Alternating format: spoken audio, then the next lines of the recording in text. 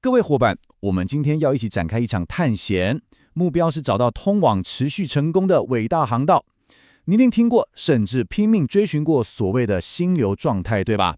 就是那种完全沉浸其中，时间好像都静止了的巅峰体验。但如果那只是一座可遇不可求、忽隐忽现的幻影岛屿呢？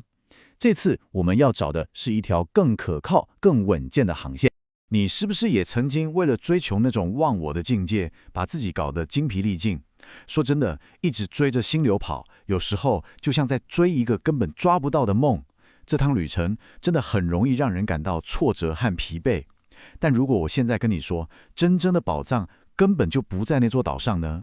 好，各位伙伴，准备好了吗？我们要正式起航了。我们这趟冒险的第一站，就是要把藏宝图上的目的地看清楚。我们要找的不是那个偶尔才能遇到的心流，而是一个更强大、更持久的宝藏。它的名字叫做最佳状态。来，我们来看一下这张图，这个对比超级关键。你看哦，左边这个心流，它就像一场短暂又完美的风暴，很刺激，但你根本无法预测它什么时候来。而且你如果一直追着暴风跑，一不小心可是会翻船的。但右边这个最佳状态就完全不同了，它不是昙花一现的奇迹，而是可以让你这艘船装上一个超强的引擎，透过每天的努力和专注，稳稳地航向目标。所以说，这个最佳状态到底有多厉害？这个宝藏的价值绝对超乎你的想象。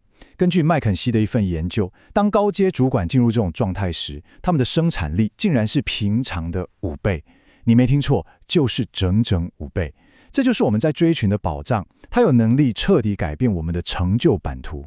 好，目的地确认了，那地图呢？要怎么抵达最佳状态这座宝山？别担心，这张传说中的地图，其实我们每个人身上都有，它就是我们的情绪智商，也就是大家常说的 EQ 啦。来，大家凑过来看看这张地图，它主要分成4块大陆，左上角是自我觉察。简单说就是搞清楚自己内心的天气状况。右上角是自我管理，当海上刮起狂风暴雨时，你能不能稳住你的舵？再来左下角是社会觉察，这就像学会看懂天气图跟海流，也就是同理心，能读懂别人的状况。最后右下角则是人际关系管理，这就是你作为一个船长，怎么带领你的伙伴，激励大家一起航行的能力了。只要掌握这4块大陆，我们就能顺利航行。OK， 有了地图还不够，每个伟大航海家都得练就一身真本事，对吧？所以接下来就是我们的能力修炼篇，我们要来锻炼几项关键的绝招，为这趟伟大的航程储备能量。我们来看看要修炼哪5大绝招。第一招，正念冥想。还有第3招，聆听内心的声音。这2招练的就是我们地图上的自我觉察，让你搞清楚自己内心的罗盘到底指向哪里。再来，第2招，正确舒压，这就是自我管理的功夫啦。遇到压力风暴时，你才知道怎么泄压，稳住船身。第4招，培养慈悲心，这个不用说，直接强化你的社会觉察，也就是同理心，让你更能理解你的船员。最后一招，规律运动。你可能觉得这跟航海有什么关系？关系可大了，它就像是你这艘船的燃料，不只强化自我管理，也让你更有力气去搞定复杂的人际关系。一个精力充沛的船长，才能带领团队航行得更远嘛。大家记住哦，这5招不只是什么好习惯而已，它们是你航向伟大航道的核心能力，是你真正的力量来源。少了它们，遇到大风大浪，你可能就撑不住了。好的，在我们的旅程中，我们还发现了一个惊人的秘密，一个关于成功的终极对决，那就是智商 IQ 对决情商 EQ。这句话大家一定要刻在心里。IQ 是你登上这艘名为成功的大船的入场券，但EQ 才是决定你这艘船能开多远、爬多高的那个天花板。你想想看，在这片大海上，聪明的人多的是，对吧？但最后能成为王者的，绝对是那个最懂得驾驭自己情绪，又能凝聚伙伴的人。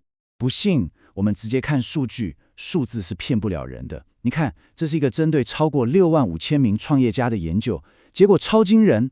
EQ 对成功的影响力竟然是 IQ 的2倍多，这就告诉我们，真正的霸气是来自于驾驭内心和伙伴关系的能力啊。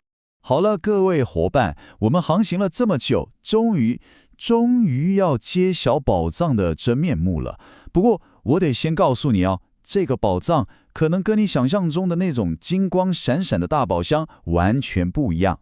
真正的秘诀就在这句话里，我们不追逐奇迹，而是累积小胜利。也就是说，真正的卓越不是靠那种100年一见的大浪把你推上巅峰，而是靠你每天每一步稳稳地划着桨累积起来的航程。